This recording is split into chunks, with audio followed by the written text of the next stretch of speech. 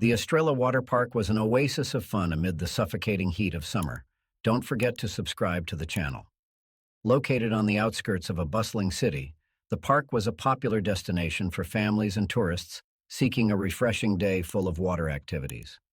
With its crystal-clear pools, slides that twisted like colorful snakes, and a lazy river inviting relaxation, Estrella offered something for everyone. Jose, one of the park's most dedicated employees, knew every corner of that place. To many, he was just another face in the crowd of blue uniforms circulating through the park, but to those who knew him closely, Jose was an indispensable presence. With his keen eyes and a natural instinct to sense when something was out of place, he performed his duties with a mix of seriousness and passion that few could match. But who was Jose, really? To the park's visitors, he was simply the man who helped ensure everything ran smoothly. But his life outside that space was marked by challenges and responsibilities that few knew. Born and raised in a small town a few kilometers away, Jose had moved to the big city in search of better opportunities. With a family that depended on him, the job at the water park was not just employment, but a vital necessity to support his elderly mother and two younger siblings. Jose's routine started early. Before the sun rose, he was already up, preparing for another day of work. The journey to the park was long, but Jose made it with his mind focused on the responsibilities awaiting him. Upon arrival, he always began his day with a meticulous inspection of the areas he was responsible for.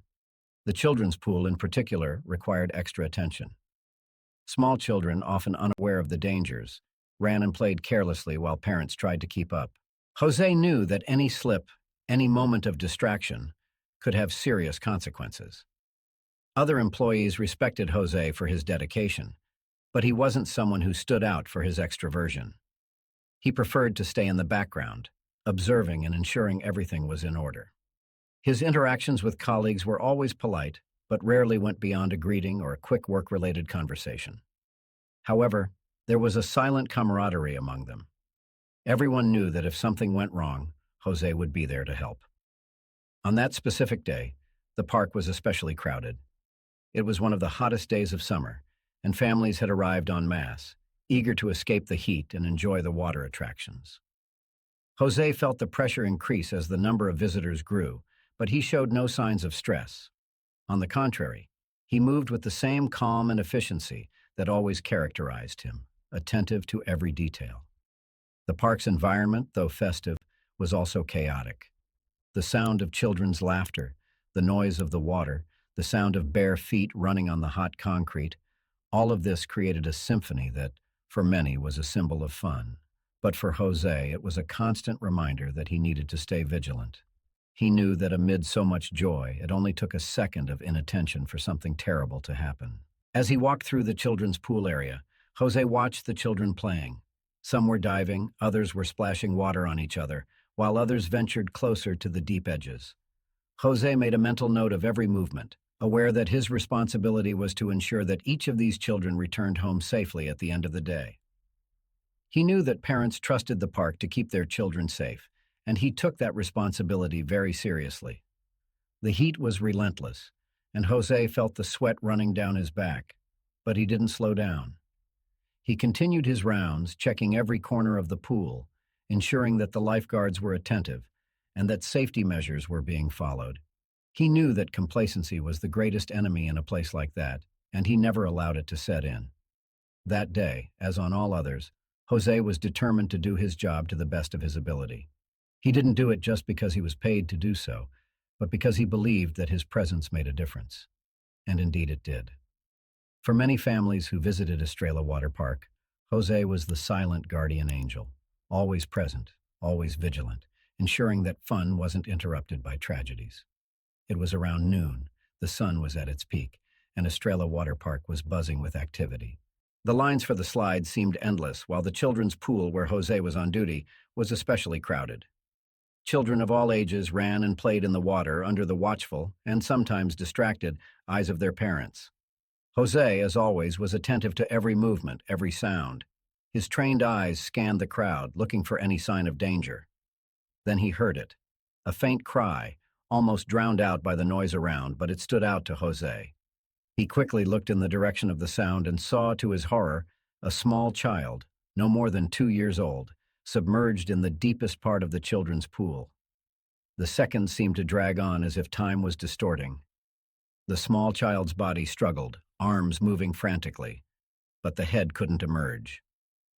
Without hesitation, Jose dropped the towels he was collecting and ran toward the pool. The other people around hadn't yet realized what was happening, making his action even more urgent. Jose knew that every second counted. When he reached the edge of the pool, he dove head first, his arms extended like an arrow cutting through the water. He swam with all his strength toward the child, his movements precise and determined. Underwater, the world seemed in slow motion. The clear water allowed Jose to see the despair in the child's eyes. With a final effort, he reached out and grabbed the child, pulling him up with all his might. When they both emerged, the sound of the park returned to Jose like a distant roar. He didn't think twice before moving to the edge and getting out of the pool with the child in his arms. Gently placing the child on the ground, Jose began administering CPR, his mind working like a clock. He had been trained for this, but never imagined he would need to apply this knowledge in such a critical situation. His movements were quick and precise, but there was a growing fear in his heart. The child didn't react immediately, and Jose felt a chill down his spine. The child's parents finally realized what was happening and ran toward their son, their faces pale with fear. The mother knelt beside Jose, sobbing as she held the child's little hand. "Please, God, help my baby," she murmured between tears, her voice broken by anguish. Jose didn't respond, focusing entirely on continuing the CPR. Then the miracle happened. The child coughed, and a gush of water came out of his mouth. His small lungs began to function again, and he breathed, still gasping but alive. The relief Jose felt at that moment was indescribable. He looked at the child, now in his mother's arms, and felt a wave of emotion wash over him. He had done it. He had saved a life. What should have been a moment of gratitude and recognition, however, quickly turned into something very different. While Jose was still kneeling beside the mother and child, Mr. Antunes, the park manager, appeared, his expression severe and unsympathetic. He ordered Jose to follow him to his office, his tone clearly indicating that there was no room for discussion. Jose, confused but still under the adrenaline of the rescue, stood up and followed the manager. As he walked through the park, he felt the eyes of other employees and visitors on him. Some looked with admiration, others with curiosity, but no one, not even Jose, could predict what would happen next. In the office, Mr. Antunes stared at him with a cold, calculating expression. "Jose, you abandoned your post. You acted without authorization and put the park at risk," began the manager, his voice laden with disapproval. Jose was speechless for a moment. How was it possible that after saving a child's life, he was being reprimanded? "But sir," Jose tried to argue, "the child was drowning. There was no time to ask for authorization. I did what anyone would have done." His voice trembled slightly, but he maintained composure. Mr. Antunes, however, seemed relentless. "Your actions could have had serious legal consequences for the park. We cannot tolerate this kind of reckless behavior. You are fired, effective immediately." Those words hit Jose like a punch in the stomach. He was paralyzed for a moment, unable to believe what he was hearing. All he had done was try to save a life, and now he was being punished for it. Without further words, Mr. Antunes turned his back and indicated that Jose should leave. Humiliated and shocked, he left the office, feeling as if the ground had disappeared beneath his feet. As Jose gathered his belongings and left the park, the images of what had happened played like a film in his mind. He knew he had done what was right, but the injustice of the situation weighed on him like a dark cloud. His world had changed in a matter of minutes, and he had no idea what he would do next.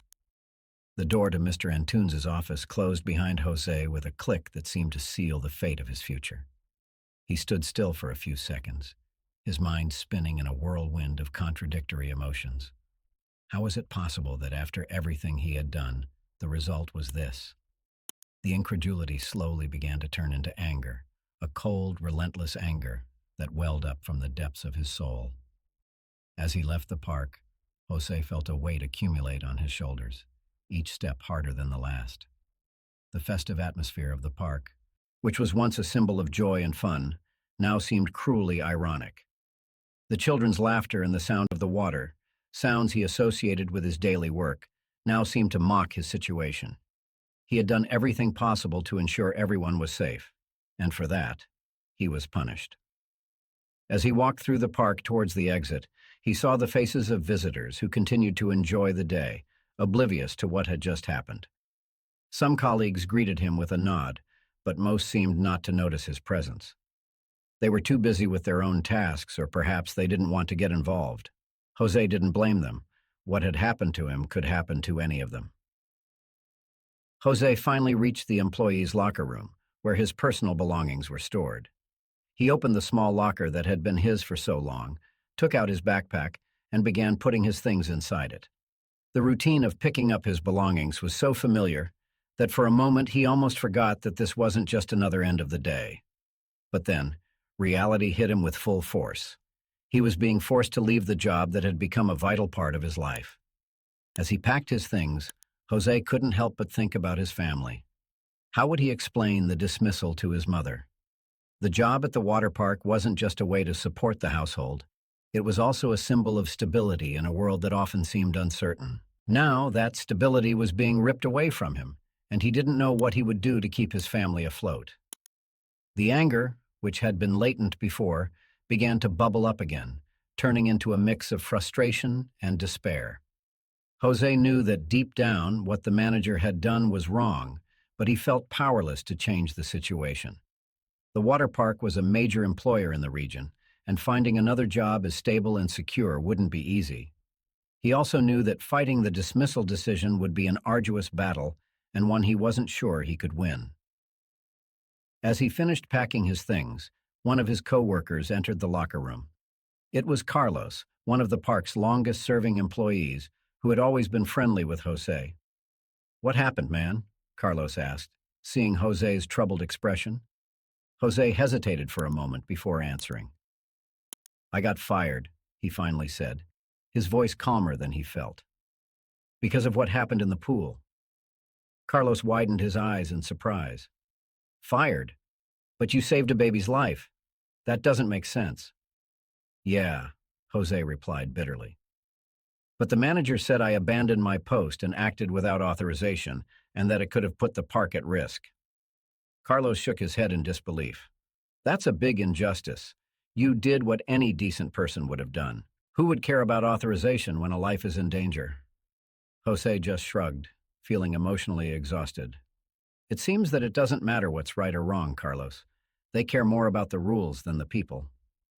Carlos was silent for a moment, clearly struggling with what to say.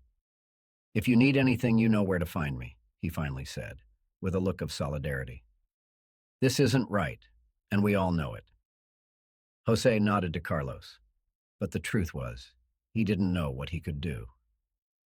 He felt like a man adrift, without direction, in a sea of uncertainty. He knew he would have to face his family and tell them what had happened, but the mere thought of doing so seemed overwhelming.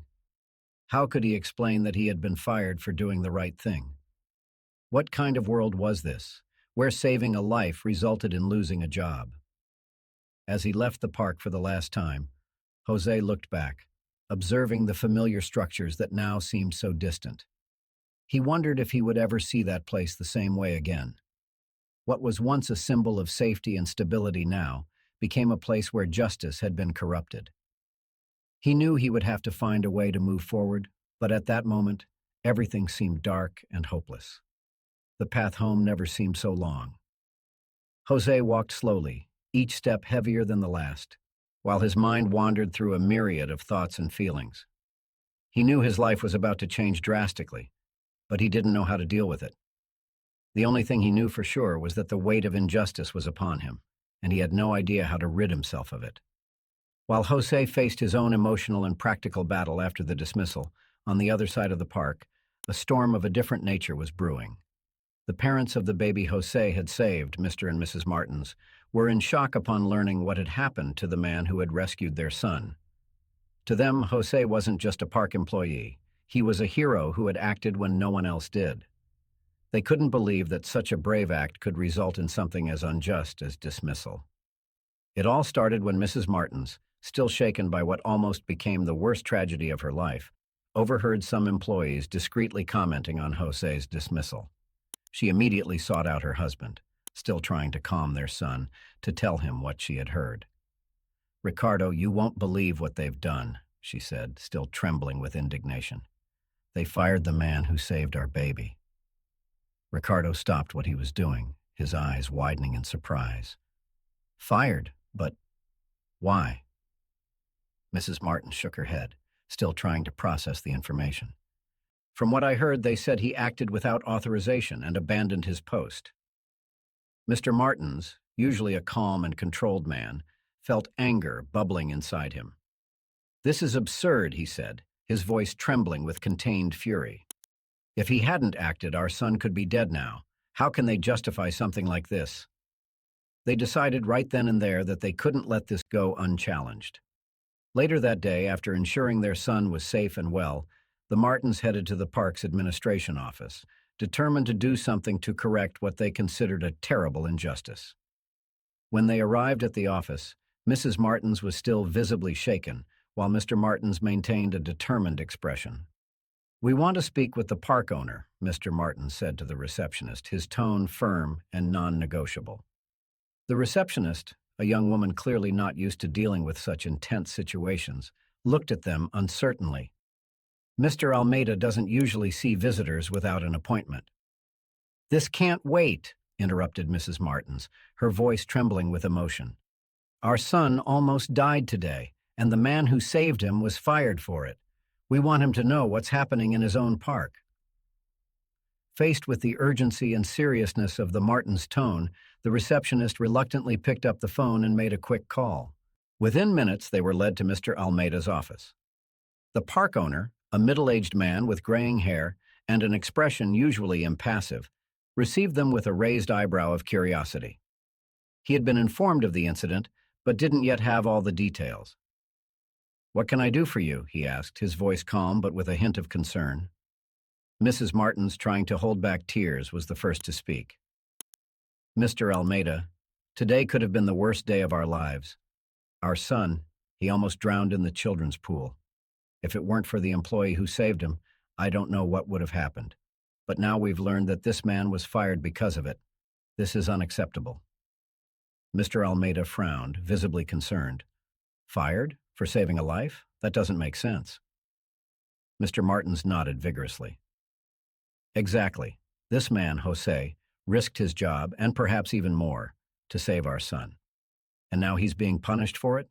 How can this be fair?" The park owner was silent for a moment, processing the information. He had known the manager, Mr. Antunes, for many years and trusted his judgment, but this situation seemed deeply wrong. "I understand the gravity of what you're saying," he finally said. "I will investigate this personally. If what you're saying is true, I will ensure that this injustice is corrected."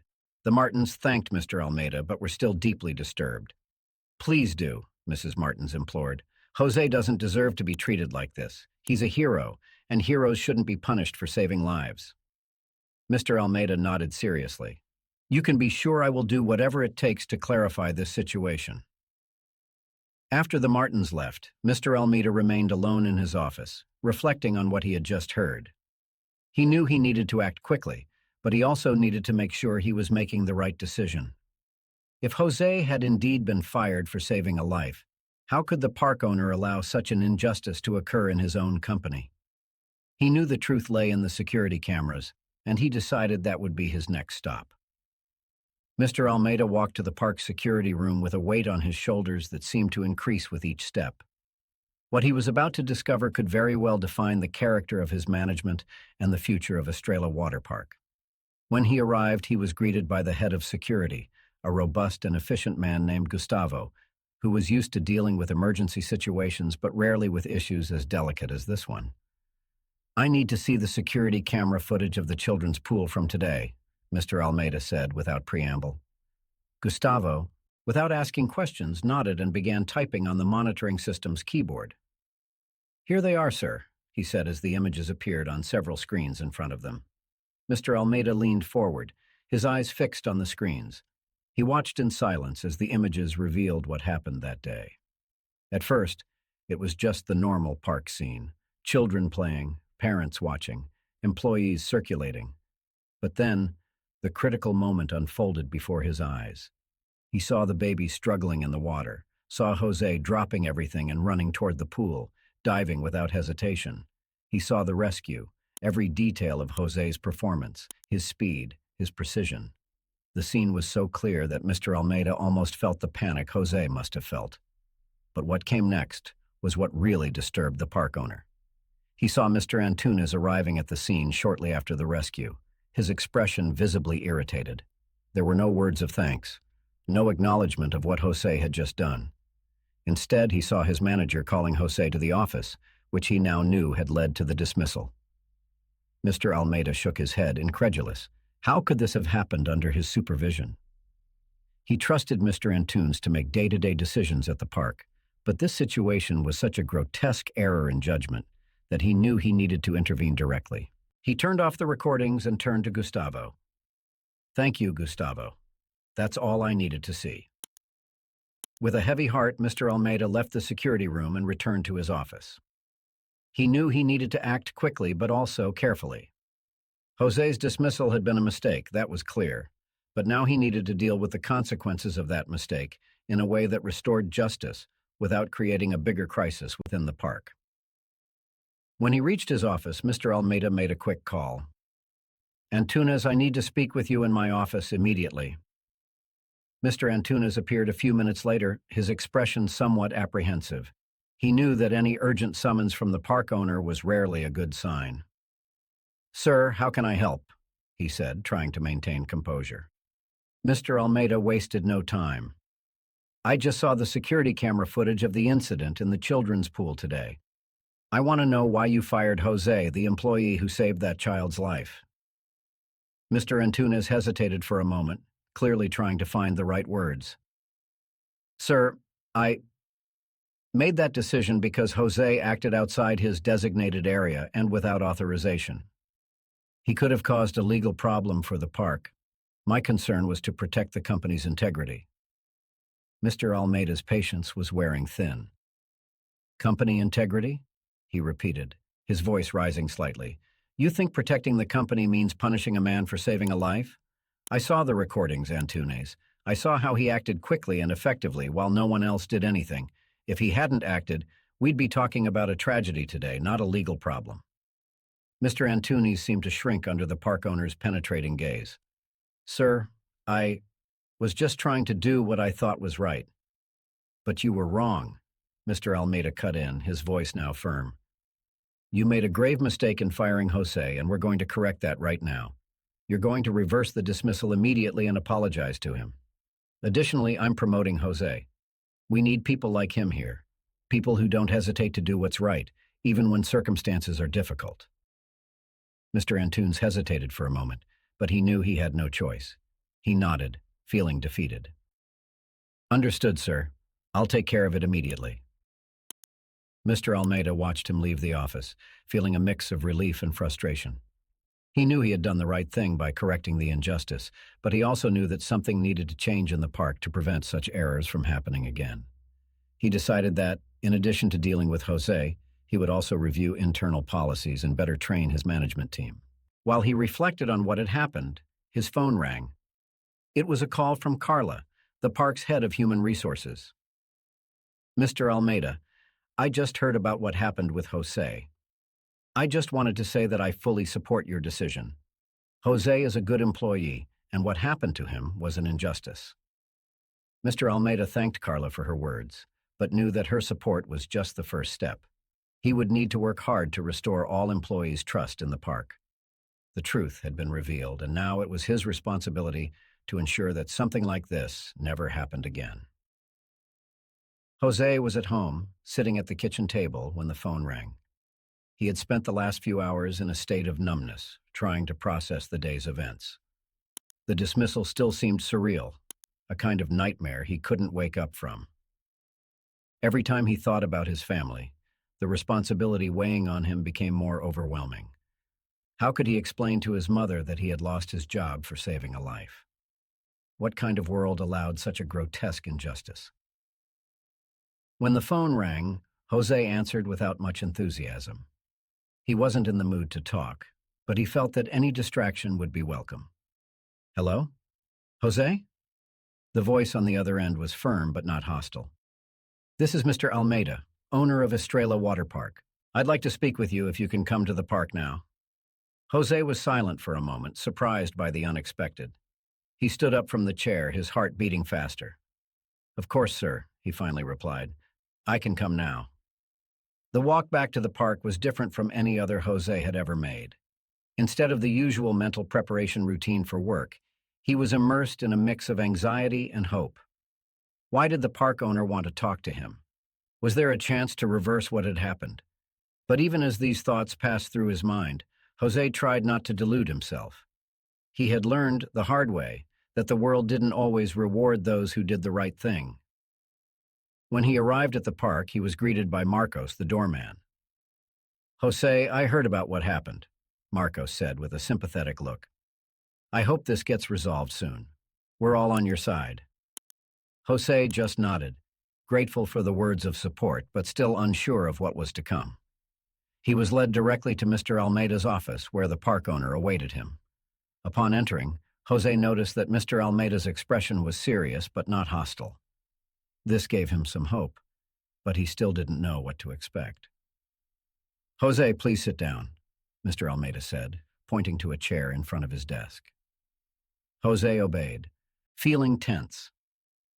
First of all, Mr. Almeida began, I want to apologize for what happened today. I reviewed the security camera footage and spoke with several people about the incident. It's clear to me that you acted heroically to save a life, and it's unacceptable that you were punished for it.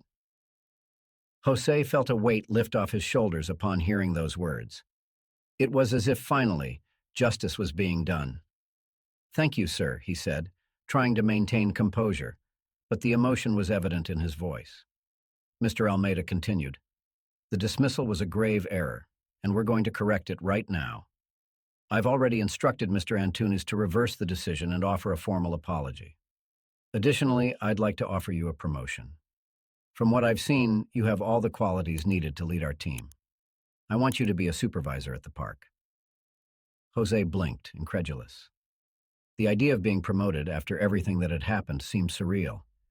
He opened his mouth to speak, but for a moment the words abandoned him. Sir, I don't know what to say. This is much more than I expected. Mr. Almeida smiled slightly, noticing Jose's surprise. I know this must be a shock to you, but I want you to know that this promotion is deserved.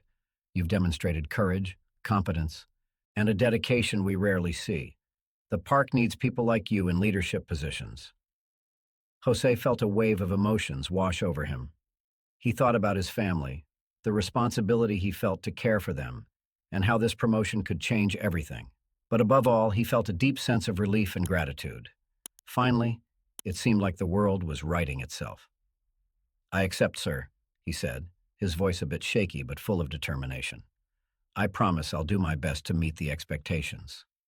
Mr. Almeida nodded, satisfied with the response. I have no doubt you'll do an excellent job. I want you to know that from now on you have my full support. If you need anything, my door is always open. Jose felt like a new chapter was beginning in his life. He left Mr. Almeida's office with a renewed sense of purpose and hope. The path he had traveled that day was filled with emotional highs and lows, but now he was back where he belonged, not just as an employee, but as a leader. As he left the park, he encountered several colleagues who greeted him with smiles and words of encouragement. The news of his promotion had already spread, and Jose could feel the support and respect of everyone around him. This meant more to him than anything else.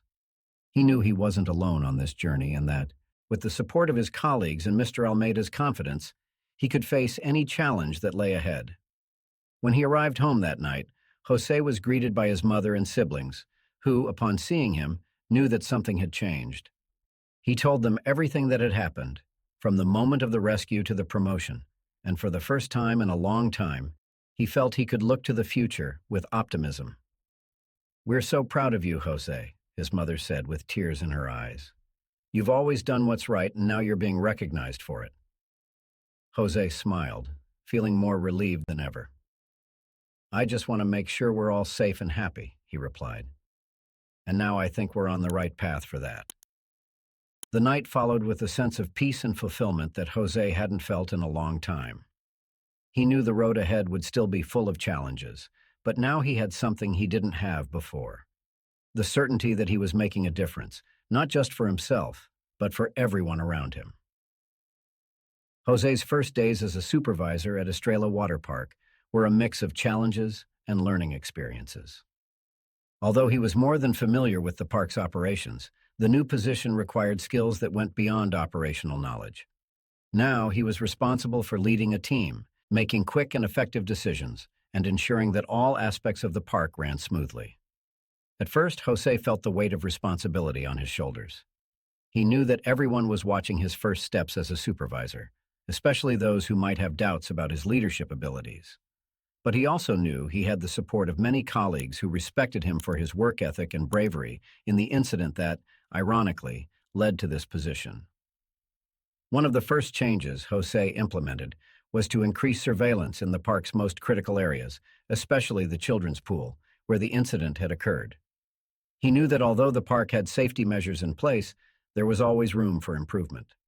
He began working closely with Gustavo, the head of security, to review procedures and ensure that all lifeguards and staff were properly trained and alert. We need to always be one step ahead, Jose said during a meeting with Gustavo and other security team members. We can't let another incident like that happen. Every child, every park visitor, is our responsibility, and we need to ensure we're doing everything we can to keep them safe. Gustavo, who had worked at the park for many years, agreed with Jose. You're right, Jose. We need to reinforce our training and maybe even increase the number of staff in the busiest areas. Safety must be our #1 priority. With this in mind, Jose organized a series of workshops and training sessions for all park employees. He knew that to gain his team's trust, he needed to show that he was committed to continuous improvement, not just in words but in actions. The sessions were well received, and Jose began to notice a positive change in the employees' attitude. They were more attentive, more engaged, and above all, more confident in their ability to handle emergencies. But safety wasn't the only area Jose wanted to improve. As a supervisor, he was also focused on creating a more positive and collaborative work environment. He knew that the incident that had led to his promotion had also created tensions among some employees, especially those who felt threatened by changes or who had closer ties with the former manager. Jose made a point of talking individually with each member of his team. He wanted to understand their concerns, hear their suggestions, and above all, show that he was there to support them. I'm here to help, he often said. If there's anything I can do to improve your work, please let me know. We're all in this together. These conversations not only helped Jose build trust, but also revealed some problem areas he hadn't considered before. Some employees complained about exhausting work schedules, while others mentioned the lack of recognition for their hard work. Jose took note of each concern and began working on solutions. He revised the schedules to ensure no one was overburdened and proposed an incentive system to recognize employees who excelled in their roles. The reaction was immediate and positive. Employees began to feel more valued and motivated, and this was reflected in the quality of service offered to park visitors. The atmosphere at Estrella Water Park began to change. There was a new sense of purpose and camaraderie among the employees, and visitors noticed the difference. However, not everything was easy. There were challenges, especially with those who were still reluctant to accept the changes. One of these challenges was Luis, an employee who had worked as an assistant manager under Mr. Antunes' leadership. Luis was always seen as an ambitious man, and Jose's promotion, someone he considered less experienced, was a blow to his ego. Jose was aware of the tension, but decided to approach the situation with patience and empathy. Instead of confronting Luis directly, he chose to involve Luis in some of the new initiatives he was implementing. Luis, he said one day, I know you have a lot of experience here at the park, and I really value that. I'd like your help in reviewing some of the new safety procedures we're implementing. Luis, initially surprised by the invitation, hesitated but eventually accepted. By involving Luis in the decision-making process, Jose managed to turn what could have been a source of conflict into an opportunity for collaboration. Over time, Luis began to respect Jose's leadership, and the tension between them diminished. The new dynamic in the park did not go unnoticed by Mr. Almeida, who frequently visited the park to check on the progress of the changes. He was impressed with how Jose had adapted to the supervisor role and with the positive results that were already visible. "Jose," he said during a visit, "you're doing an excellent job. Keep it up, and this park will become an example of how a good leader can transform a work environment." Jose thanked Mr. Almeida for his words, but knew that the credit wasn't his alone.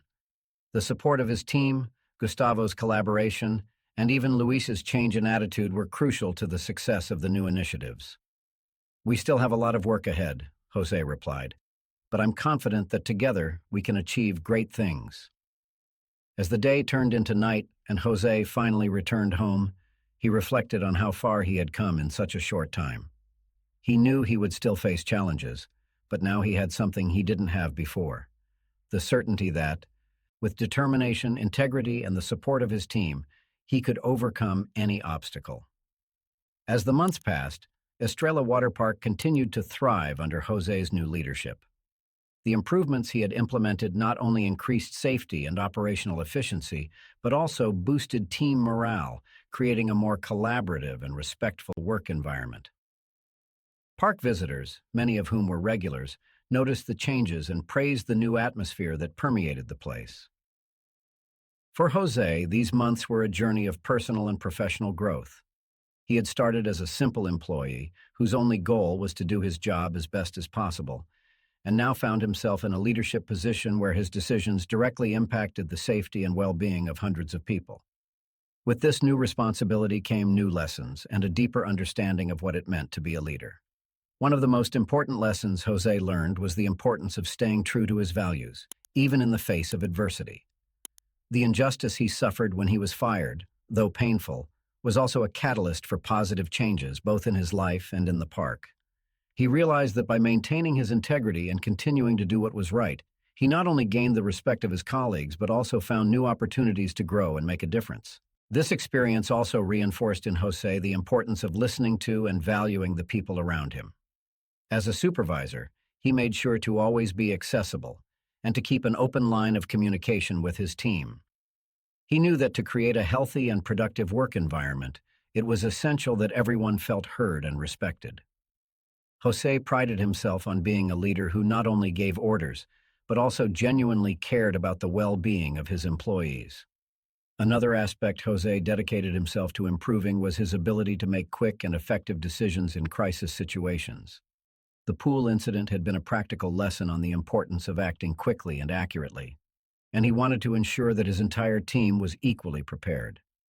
He continued to promote regular training, simulating emergency situations, so that everyone knew exactly what to do in case of need. But perhaps the greatest lesson Jose learned was about resilience. He understood that life often presents unexpected and sometimes unjust challenges. However, it is how we respond to these challenges that defines who we are and how far we can go. Jose felt that he had overcome one of the most difficult moments of his life, and it strengthened him in ways he could never have predicted. As he reflected on these lessons, Jose also thought about the future. He knew that the water park still had much potential to grow and develop, and he was eager to continue leading these changes. He had plans to expand the park's attractions, further improve safety procedures, and even introduce new environmental initiatives, such as reducing water and energy consumption. Additionally, Jose was determined to continue promoting a work environment where everyone felt valued. He believed that a healthy workplace not only benefited employees, but also resulted in better service quality for visitors. Jose wanted Estrella Water Park to be known not only as a fun destination, but also as an example of how a good work environment can make all the difference. With Mr. Almeida's support, Jose began working on a long-term plan for the park, which included both structural improvements and initiatives focused on sustainability and social responsibility. They discussed the possibility of partnerships with local schools to promote educational programs on water safety, as well as community events that encouraged family participation in healthy and fun activities. As these plans took shape, Jose also found time to reflect on his own life outside of work. He realized that for a long time, he had focused only on his immediate responsibilities and concerns, often forgetting to take care of himself. With the support of his family and the recognition he now received in his work, he began to find a better balance between his personal and professional life. Evenings at home with his mother and siblings became moments of true rest and reconnection. Jose allowed himself to dream about the future, not only in terms of his career, but also in terms of his personal life. He began to think about possibilities that once seemed distant, such as the idea of starting his own family one day or even investing in his education to continue growing in his profession. And so, time passed, and Jose continued to excel in his new position. Estrella Water Park became a place where people not only came to have fun, but also to feel safe and well cared for. Under Jose's leadership, the park thrived, and he became an example of how integrity, dedication, and resilience can transform not only a career, but an entire community. In the end, Jose knew that the incident that had almost destroyed his life ended up being the turning point that led him to new heights. He had learned that even in the most difficult situations, there is always an opportunity to grow and make a difference. And with this conviction, he looked to the future with hope and determination, ready to face any challenge that came his way.